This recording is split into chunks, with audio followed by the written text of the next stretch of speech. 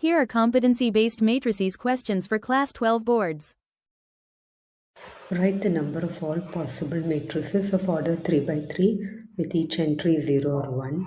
So each entry can be 0 or 1. So there are 2 possible entries and 9 entries. So your answer is 2 raised to 9 by the fundamental principle of counting, which is 512.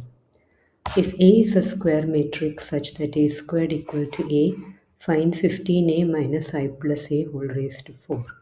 So this is 15A minus I plus A the whole squared into I plus A the whole squared.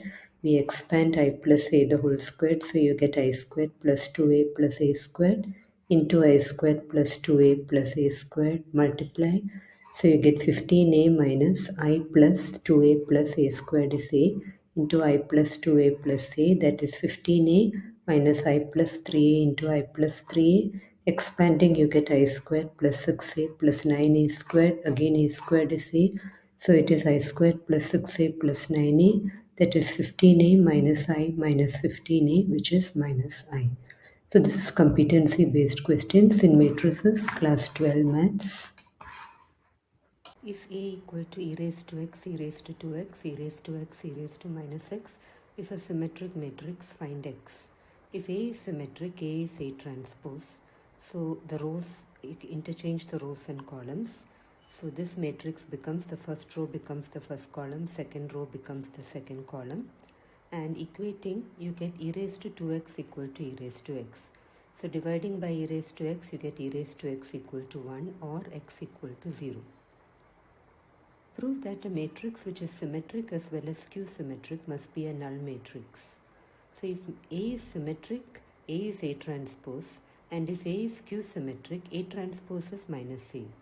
So substituting here, we get A equal to minus A, or 2A equal to 0, or A equal to 0. That means A is a null matrix. So these are competency-based questions in matrices for class 12 maths, applied maths and maths, ISC, NCERT. Prove that main diagonal elements of a skew symmetric matrix are always 0.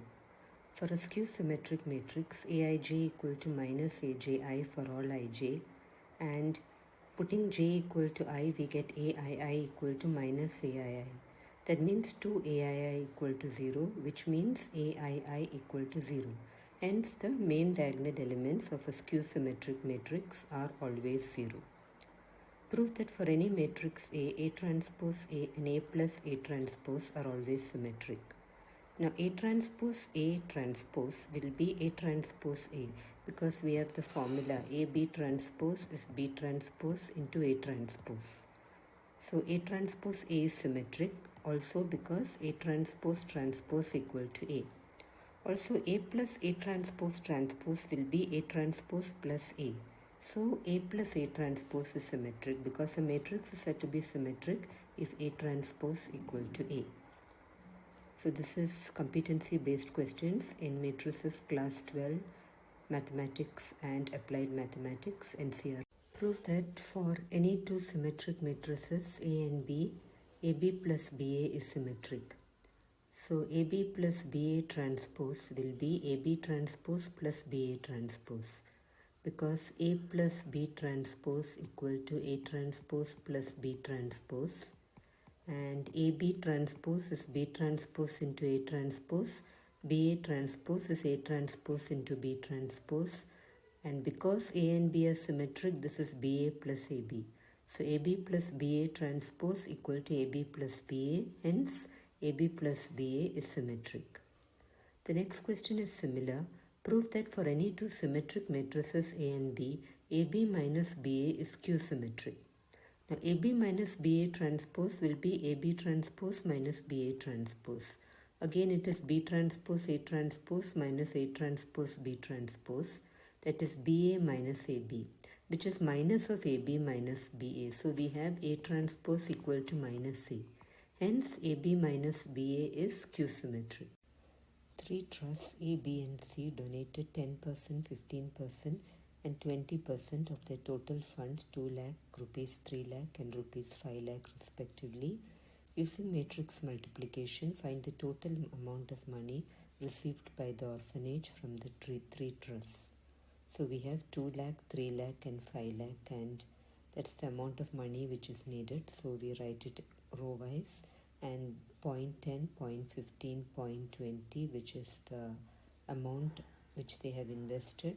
Multiplying, you get it as 1,65,000. So the amount received is rupees 1,65,000. A trust fund has rupees 30,000 that is to be invested in 2 different types of bonds.